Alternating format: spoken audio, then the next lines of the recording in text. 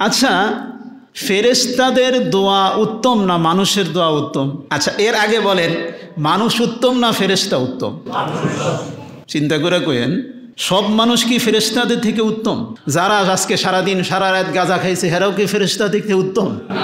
যারা সারাদিন সারা রাত গুনাহের কাজ করেছে এরাও কি ফেরেশতা থেকে উত্তম? যারা কাফের, আবু জেহেল, আবু লাহাব, এরাও কি ফেরেশতাদের থেকে উত্তম? আরে না না না না, কিছু মানুষ এমন আছে যাদের উপরে আল্লাহ স্বয়ং লানত করে। নাউজুবিল্লাহ বলেন। শুধু আল্লাহ না, ফেরেশতারা এবং সকল মানুষরা এই সমস্ত ব্যক্তিদের উপর কি করে? আরে গজব দেয় আর কি। তো সব মানুষ ফেরেশতাদের থেকে উত্তম না। যারা আল্লাহ তাআলার হুকুম মানে তারাই হলো ফেরেশতাদের থেকে কি উত্তম।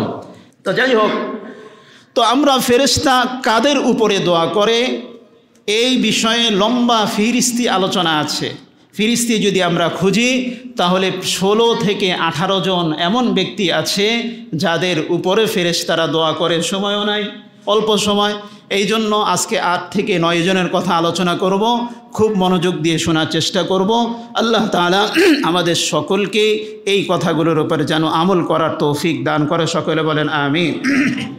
ইবনু মাজার, সুনানে ইবনু মাজার 98 নম্বর হাদিস, রাসূলুল্লাহ সাল্লাল্লাহু আলাইহি ওয়াসাল্লাম বয়ান করেন, যারা প্রথম কাতারে নামাজ পড়ে ফেরেশতারা তাদের জন্য দোয়া করে। সুবহানাল্লাহ বলেন।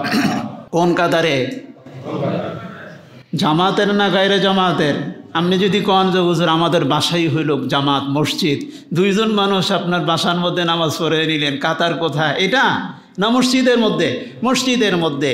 তাহলে আমাদেরকে প্রথম কাতারে আগে বাড়া চাই, কেননা প্রথম কাতার, দ্বিতীয় কাতার, তৃতীয় কাতার খালি রেখে একেবারে পিছনে দাঁড়ানো, অথবা প্রথম কাতারের কিছু অংশ খালি রেখে পিছনে দাঁড়ানো, এটা হলো মাকরুহে তাহরিমি। এটা কি ভাই?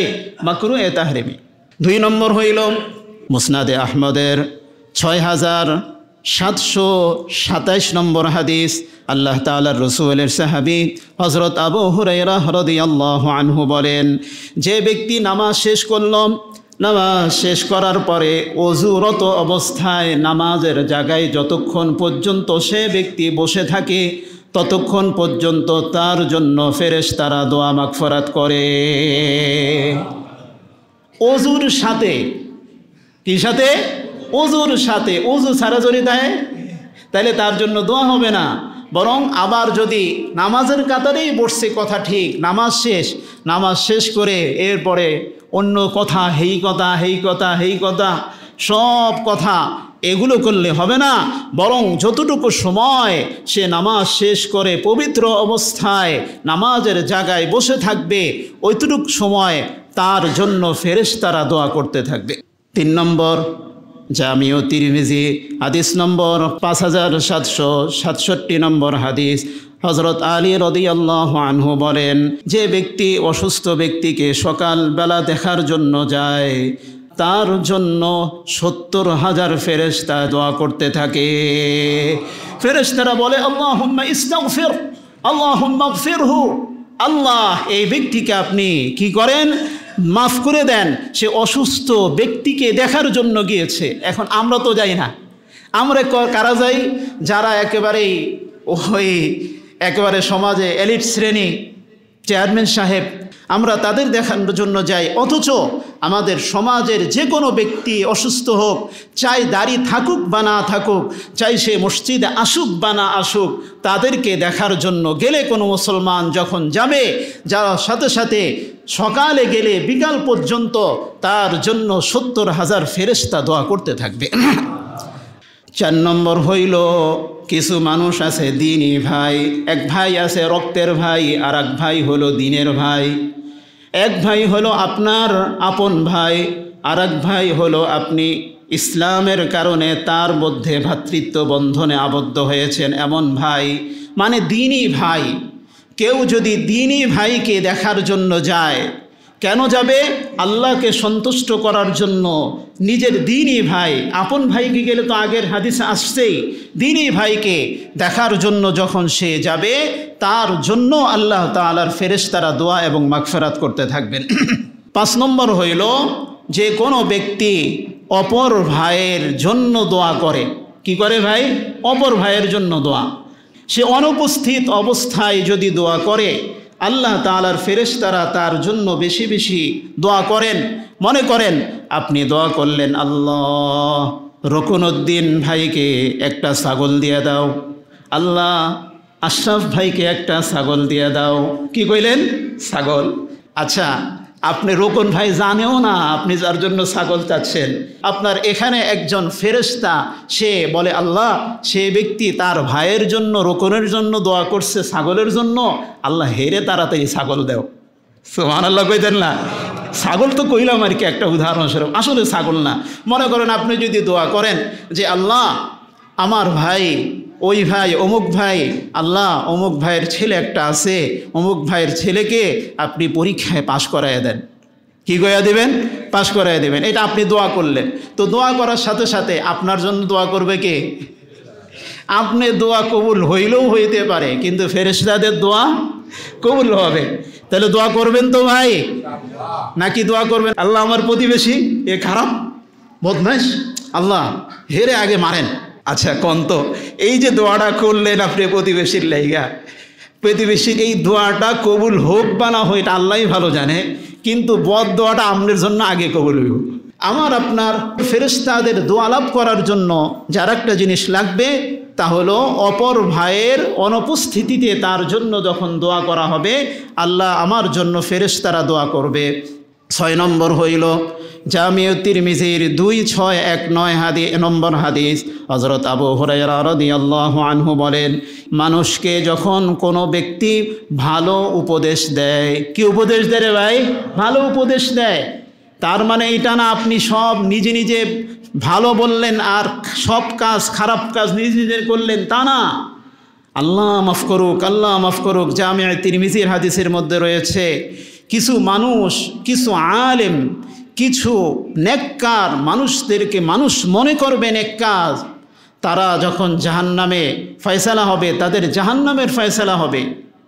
যারা তাদের কথায় জান্নাতে গিয়েছে, তারা জান্নাতে গিয়ে খুঁজবে, আরে ওই মানুষগুলো কই, যাদের কথায় আমরা মেনে নিয়েছিলাম। তখন তাদেরকে যখন দেখবে যে হ্যাঁ যারা জান্নাতে তো নাই, তখন জাহান্নামের যারা দারোগা অর্থাৎ জাহান্নামের রক্ষী, তাদের কাছে তারা বলবে, আবেদন করবে, আল্লাহ তাআলা ওই ব্যক্তিদেরকে জাহান্নামে দেখায় দিবেন। তখন তারা আশ্চর্য হয়ে জিজ্ঞেস করবে, কিরে ভাই, তোমাদের কথায় না আমরা নেক আমল করে জান্নাতে আসলাম, তোমরা জাহান্নামে? তখন তারা মাথা নিচু করবে, মাথা নিচু করে বলবে, হায় আমরা কিছু ওই কাজের আদেশ করতাম, কিন্তু আমরা ভালো কাজ করতাম না। ভালো কাজের আদেশ করতাম, কিন্তু ভালো কাজ আমরা করতাম না, এই কারণে আমাদেরকে জাহান্নামে আসা হয়েছে। মেরে মোহতারাম, এই জন্য ভালো কাজের যেমনিভাবে আদেশও করতে হবে, তেমনিভাবে নিজেও নেক আমল করতে হবে। কি হবে না রে ভাই? 7 নম্বর হইল, সহিহ ইবনে হিব্বান হাদিস নম্বর 1051, হযরত আবু হুরায়রা রাদিয়াল্লাহু আনহু বলেন, কোনো ব্যক্তি যখন ওযু অবস্থায় ঘুমায়, যখন ঘুমানোর সাথে সাথে কোনো বর্ণনা আসছে, যখন সে ঘুমানোর সাথে সাথে ঘুমাইলে কিন্তু ওযু ভেঙে যায়। ঘুমাইলে কি করে যায়? ওযু ভেঙে যায়। যখন সে ঘুমাবে, ঘুমের মধ্যে তার ওযু করার কোনো মাসলা নাই, ঘুমাইলো এবং প্রত্যেকটা কাইকে কাতে কাতে যখন ফিরল, ওই প্রত্যেকটা কাঁধে প্রত্যেকটা অবস্থায় ফিরার সাথে সাথে ফেরেশতারা তার জন্য দোয়া করে, আল্লাহ এই ব্যক্তিকে আপনি মাফ করে দেন। 8 নম্বর হইল, রোজা রাখার জন্য কেউ যদি সাহারি খায়, সাহারি খাওয়ার সময় সাহারি খাইলে ফেরেশতারা তাদের জন্য দোয়া করে। সুবহানাল্লাহ বলে।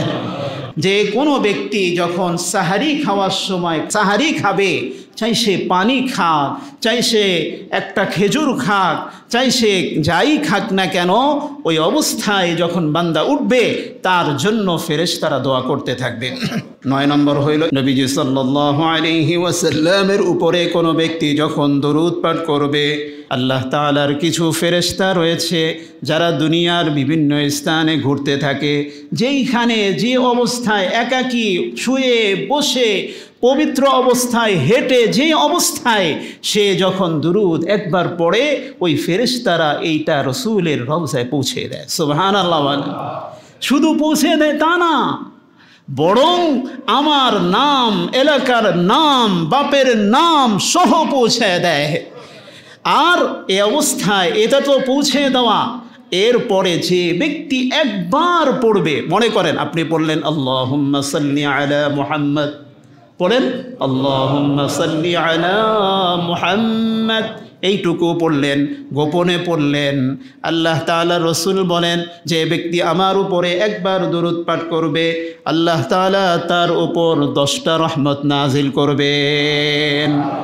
রহমত দুনিয়ার মুসিবত মনে হবে না, যখন আখেরাতের মুসিবত সামনে আসবে। আরে আখেরাতে দূর কি বাত, মৃত্যুর সময় যখন অবস্থা হবে, এর থেকে বড় মুসিবত আর কোনো মানুষের জীবনে থাকবে না। মেরে দোস্ত, এই অবস্থায় রহমত আমাদের দরকার আছে না নাই রে ভাই? রহমত ছাড়া আমাদের দুনিয়া জীবন, আখেরাতের জীবন সামান্য থেকে সামান্য চলবে না। এই জন্য রসুলের উপরে দুরূদ আনুষ্ঠানিকতার দরকার নাই, আপনি যেইভাবে পারেন পড়েন।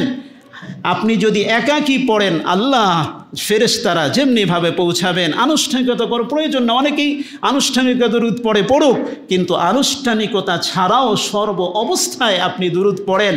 মেরে দোস্ত, এই জন্য যেই 9টা বিষয় আমরা আলোচনা করলাম, এই 9টা বিষয়ে আমাদের যারা করবে, ফেরেশতা তাদের জন্য দোয়া করবে। এই দোয়া আমাদের দরকার আছে না নাই? শুধু হুজুরের দোয়া না, ফেরেশতাদের দোয়া দরকার আছে। মা বাপের কাছে দোয়া যেমনিভাবে চাওয়া দরকার, তেমনিভাবে ফেরেশতাদের দোয়ার উপযুক্ত হওয়ার জন্য কিছু আমলও করা দরকার। আল্লাহ আমাদের সকলকেই এই 9 কাজ করে ফেরেশতাদের দোয়া লাভ করার তৌফিক দান করুক। সকলে বলেন আমিন। ওয়া আখির দাওয়ানা আনিল হামদুলিল্লাহি রাব্বিল আলামিন।